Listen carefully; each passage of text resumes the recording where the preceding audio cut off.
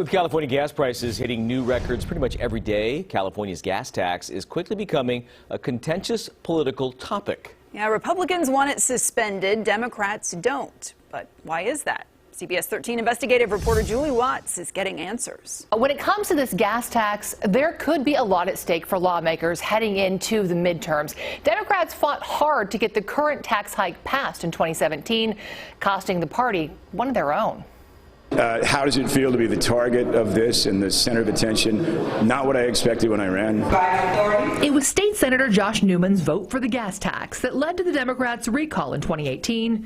But a couple years later, after the issue died down, the Orange County senator was reelected. That's pretty clear evidence that the gas tax alone cost him his seat.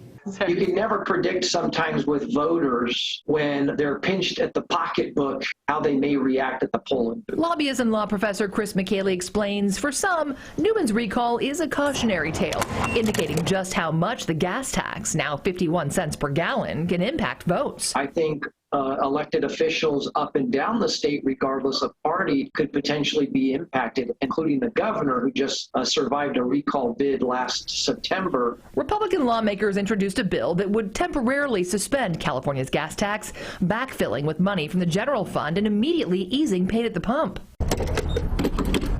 But Democrats are reluctant to backpedal on the tax, considering their hard-fought battle and the critical infrastructure the gas tax is funding. The state expects to bring in more than $6.8 billion annually to fix our aging roads and bridges. But according to Caltrans, that's still not enough, noting in a recent report the funds would only cover about 45% of the state's needs. An LA Times analysis found they are repairing more miles annually than before the 2017 gas tax hike. But the cost is clear in California. This color-coded gas price map shows we are paying far more than the rest of the nation.